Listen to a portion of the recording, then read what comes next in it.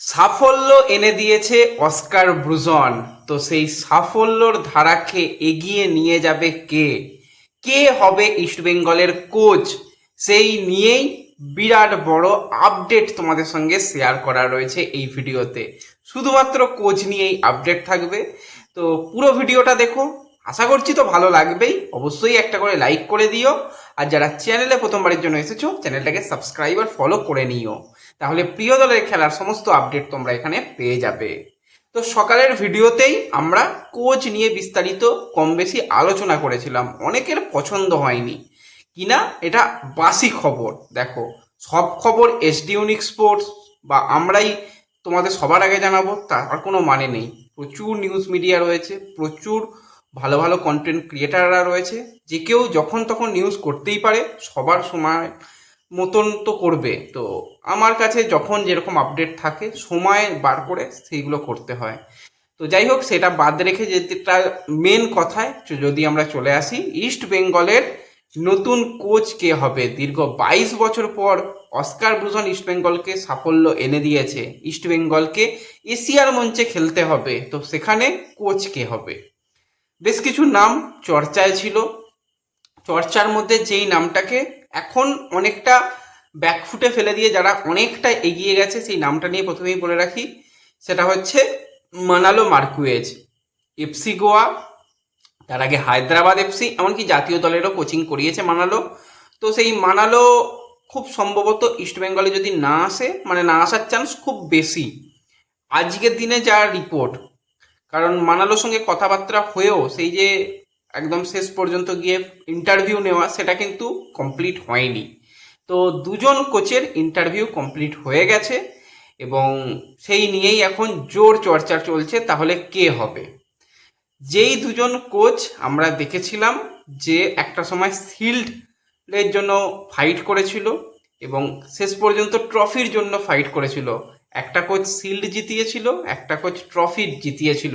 অর্থাৎ আমি কথা বলছি অ্যান্তোনিও লোপেজ হাবাস এবং পিটার ক্র্যাটকি, যাদের একটা এমন একটা ম্যাচ ছিল যেখানে একদম ডিসাইডার ম্যাচ ছিল। সেই ম্যাচটা আমি মাঠে বসে দেখেছিলাম। তো সেই একদম যেখানে কোচ বা সাপোর্ট স্টাফরা বসে থাকে, সেইখানে হাবাস যখন বেরিয়ে আসছে, ভাই হাবাসের একটা আলাদাই অ্যাটিটিউড নিয়ে হাবাস বেরিয়ে আসছিলো। সেই ম্যাচটা দারুণ ম্যাচ হয়েছিল। তো সেই হাবাস এবং অপরদিকে পিটার ক্যাটকি, হাবাস সেই বছর শিল্ড জিতিয়েছিল মোহনবাগানকে এবং পিটার ক্যাটকি মোহনবাগানকে হারিয়ে সেখানে কাপ জিতেছিল। তো সেই দুজন কোচ এবার কিন্তু ইস্টবেঙ্গলের যে ফাইনাল কোচ হওয়ার দৌড়ে সব থেকে এগিয়ে গেছে। দুজন কোচের সঙ্গেই কথাবার্তা হয়েছে, দুজন কোচের সঙ্গেই ইন্টারভিউ কমপ্লিট হয়েছে। দুটো কোচের কি ডিম্যান্ড, কিভাবে তারা প্ল্যানিং করছে এই দলকে আরও সাফল্য এনে দেওয়া, ইস্ট বেঙ্গলের বাজেট অনুযায়ী কাজ করার জন্য তারা কি প্রস্তুত এবং তাদের কি চাহিদা, সেগুলো কিন্তু ক্লাব ম্যানেজমেন্টের তরফ থেকে শোনা হয়েছে। হ্যাঁ, এর আগে আর একটা ব্যাপার বলে রাখি, থাংবয় সিংটংকে নিয়ে একটা আমরাই আপডেট শেয়ার করেছিলাম বা অনেকেই আপডেট শেয়ার করেছিল যে সে দিল্লিতে জয়েন করছে। আমি বলেছিলাম অফিসিয়াল হয়নি, তার দিল্লিতে যাওয়ার সম্ভাবনা জল্পনা শোনা গিয়েছিল, কিন্তু আজই আবার শোনা যাচ্ছে সে ইস্ট বেঙ্গলেই কন্টিনিউ করবে। নিজস্ব সোশ্যাল মিডিয়াতে একটা ইঙ্গিতবাহী পোস্ট দিয়ে সেটা সে জানিয়েছে। অফিসিয়াল যতক্ষণ না কোনো জায়গাতে হচ্ছে কিছু বলা যাবে না। তো অফিসিয়ালের জন্য একটু অপেক্ষা করো। আর আমরা যে একটা ফেসবুক পেজে যেটা ইঙ্গিতবাহী পোস্ট করেছি, এটুকু বলে রাখছি, এটা কোনো কোচ, এটা কোনো প্লেয়ার নিয়ে নয়, অন্য কিছু নিয়ে। তো যখন হবে বা হওয়ার মতন জায়গায় যাবে তখন তোমাদের সেটা জানাবো, এই মুহূর্তে সেটা বলছি না। তো কোচ নিয়েই যখন কথা বলছিলাম, তো দুটো কোচই হচ্ছে অবশ্যই খুবই ভালো মানের কোচ। হাবাস দাদুকে নিয়ে কোনো কথা হবে না, বয়স 69, দাদু বললে কেউ যেন রাগ করো না, এই কোচকে তুমি দাদু কেন বলছো, এই দাদুর বয়সী। এবং সেই মানুষটাকে আলাদা রকম আমরা সবাই ভালোবাসি এবং তার ফুটবলের যে বুদ্ধি, তার ফুটবলের যে দর্শন, সেটা আমরা দেখেছি সেই এটিকের আমল থেকে। 2014 সালে এটিকেতে অ্যান্তোনিও লোপেজ হাবাসকে আমরা প্রথমবার দেখেছিলাম। এটিকেতে তখন কোচিং করাতো এবং অসাধারণ লাগতো সেই সময় হাবাসকে, একটা অ্যানিমেটেড হাবাস। 2014-15 সালে টোটাল এটিকে 33 ম্যাচে কোচিং করিয়েছিল, সেখানে 14টা ম্যাচ জিতেছিল, 10টা ম্যাচ ড্র, 9টা ম্যাচ হেরে এটিকে চ্যাম্পিয়ন করে। পরবর্তী সময়ে আবার 2019-20 সিজনে সেখানে আবার এটিকে দায়িত্ব নেয়, সেখানে 21 ম্যাচে 12টা জয় 4টে হার ছিল এবং সেখানেও ট্রফি এনে দিয়েছিল পরবর্তী সময়ে। মোহনবাগান সুপার জায়েন্টে 2020-21 মরশুমে সেই সময়ও কাজ করেছে, 33 ম্যাচে কোচিং করিয়েছিল, সেখানেও দলকে ভালো ফলাফল করানো। তারপরে আবার 2024-25 মানে 24 সিজনের সময় অল্প সময় কোচিং করায়, সেখানে 14টা ম্যাচে 10টা জয়, 2টো ড্র, 2টো ম্যাচ হেরে দলকে সেখানে ট্রফি এনে দেয়। পরবর্তী সময় ইন্টারকাশিতে গিয়ে দুর্দান্ত কাজ করে, সেখানে টোটাল 31টা মতন ম্যাচ খেলায় এবং সেখানে 13টা জয় 8টা ড্র দিয়ে কিন্তু ইন্টারকাশিকেও কিন্তু ট্রফি এনে দিয়েছিল কিন্তু এই অ্যান্তোনিও লোপেজ হাবাস। তো অ্যান্তোনিও লোপেজ হাবাসের 2টো আইএসএল ট্রফি, একটা আই লিগ ট্রফি, তার সাথে একটা আইএসএল এর শিল্ড জেতা হয়ে গেছে ইন্ডিয়ান ফুটবলে। এবং ইন্ডিয়ান ফুটবলে সব থেকে সফলতম কোচ যদি বলতে হয় সেটা অ্যান্তোনিও লোপেজ হাবাস। তার একটা আলাদাই রকম রয়েছে যে ম্যাচ রিডিং কি করে দলকে চ্যাম্পিয়ন করতে হয়। সেই কোচ ইস্টবেঙ্গলের সঙ্গে ইন্টারভিউ কমপ্লিট করেছে। আরও একজন কোচ যেও কিন্তু ইস্টবেঙ্গলে ইন্টারভিউ কমপ্লিট হয়ে গেছে। তো সেই কোচ হচ্ছে পিটার ক্র্যাটকি।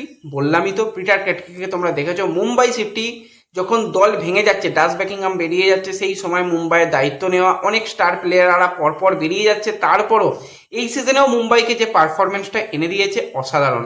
পিটার ক্র্যাটকির যদি আমরা কথা বলি, পিটার ক্র্যাটকি কিন্তু মুম্বাই সিটি এফসির হয়ে এখনো পর্যন্ত 68টা ম্যাচ খেলিয়েছে, সেখানে 36টা জয়, 16টা ড্র এবং 16টা ম্যাচ হেরেছে। এবং পিটার ক্র্যাটকিও কিন্তু মুম্বাই সিটি এফসিকে আইএসএল এর ট্রফি জেতাতে সাহায্য করেছিল।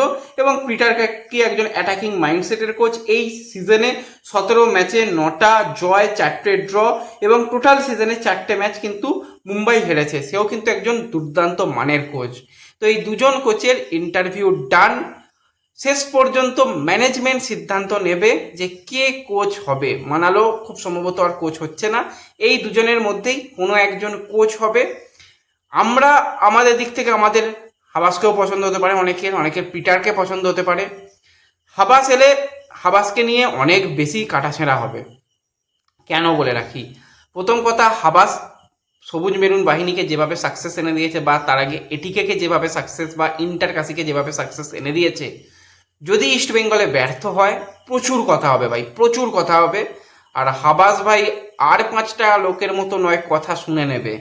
প্রচণ্ড পরিমাণে মেজাজি কোচ, ভালো। এটা এরকম একটা মানসিকতা থাকা ভালো যে দল তার কাছে সবার আগে, আর তার দলের দিকে কেউ নাক গলালে ভাই চাপ আছে।